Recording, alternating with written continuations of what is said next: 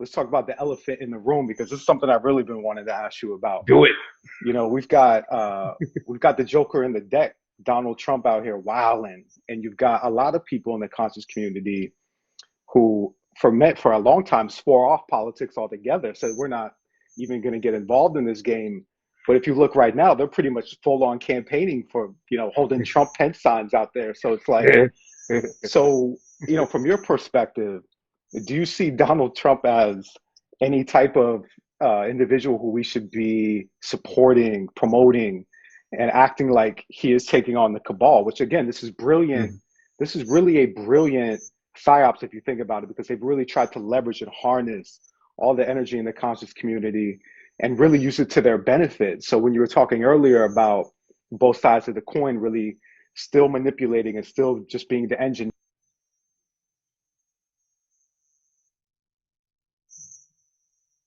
Uh-oh. I think his line may. Okay, there you go. You're back Yeah, again. I keep having to hit this because I don't know what's going on. It keeps Xing out, but I just wanted to know your take on all of that.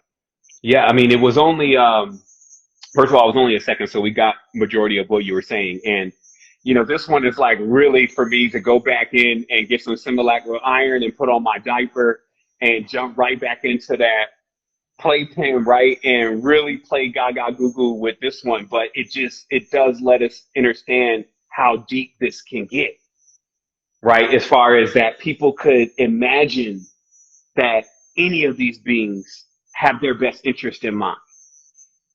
Because our great great grandparents, you would never be able to convince them of something like, because of what they had seen and what they had experienced, right?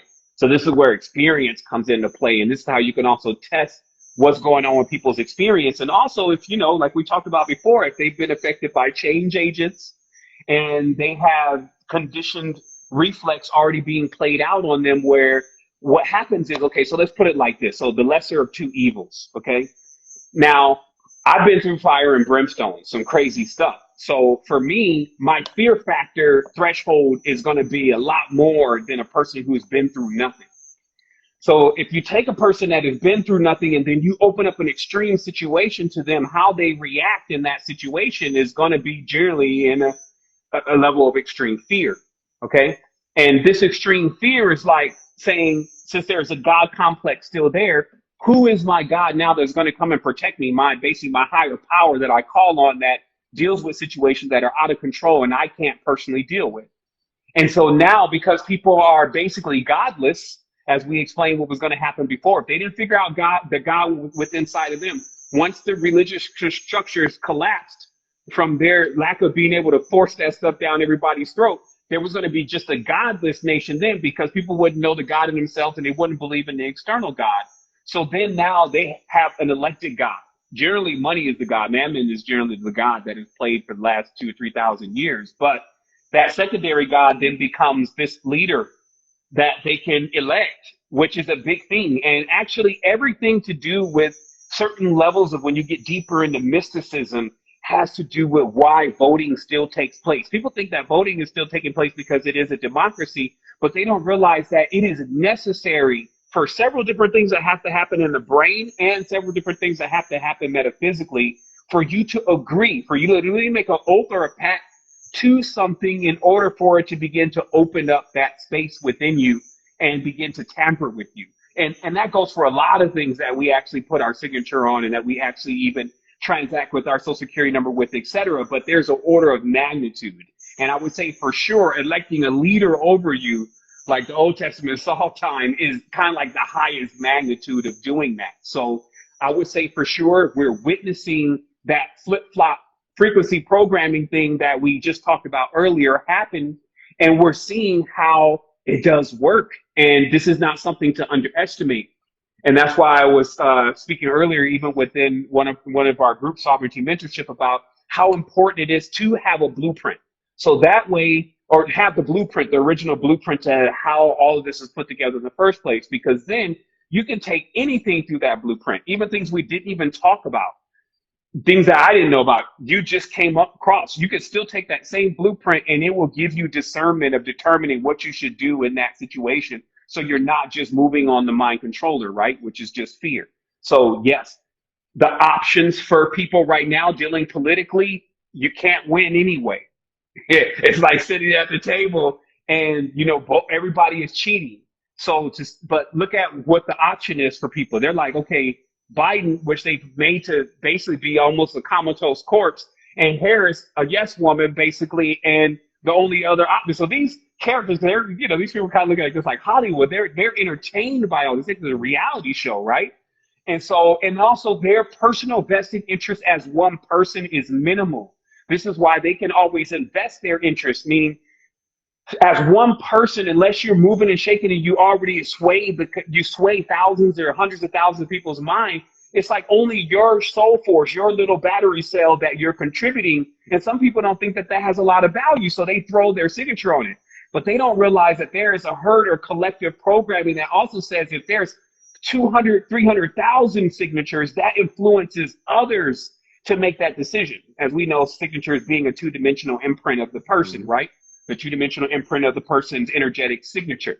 So if they have a lot of those, it almost like starts a wave, literally. It starts an energetic wave, and that others end up getting kind of wiped into that wave.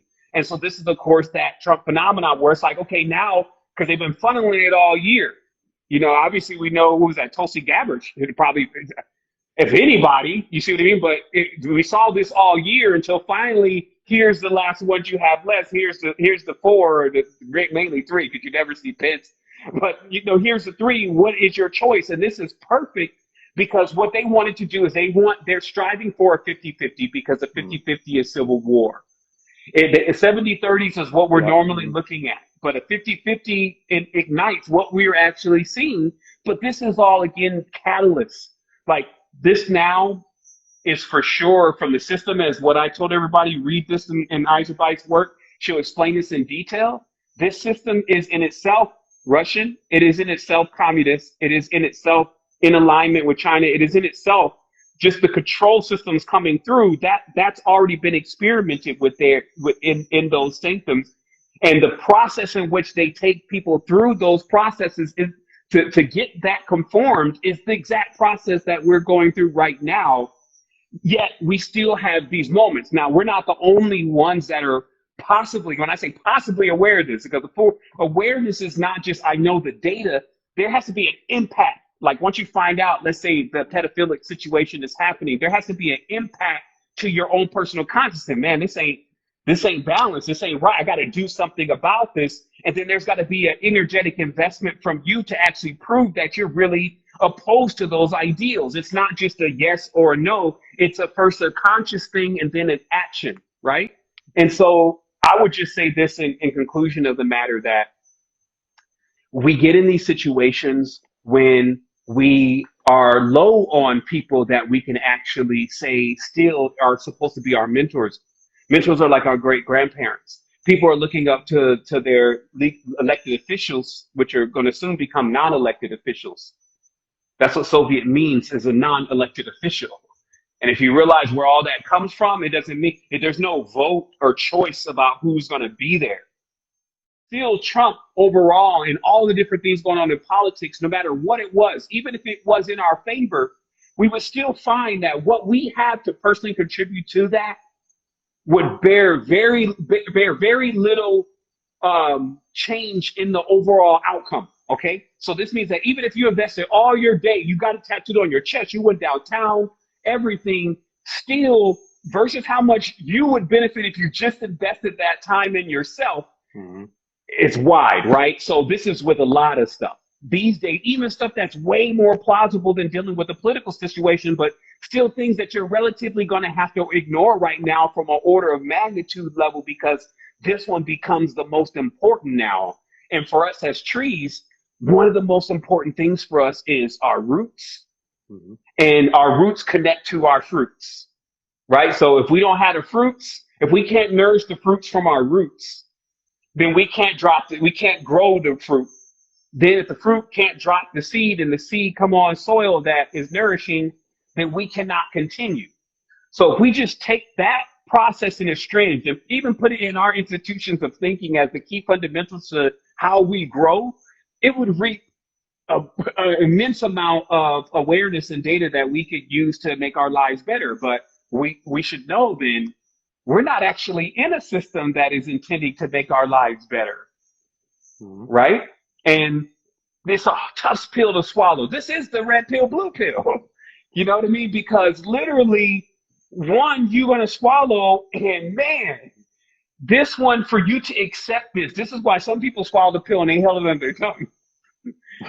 Right. Because right, because we didn't really see a change in their overall behavior. They took the data, but the data didn't really get like loaded, right? So this is where we're at now, is that we're still like breaking this down into plausible pieces that others will find interesting for their entertainment. But truly, I mean, in that they get entertained enough to actually subscribe or watch. But truly, this is a life or death conversation right here, and that's just how valuable we've been throwing valuable things away.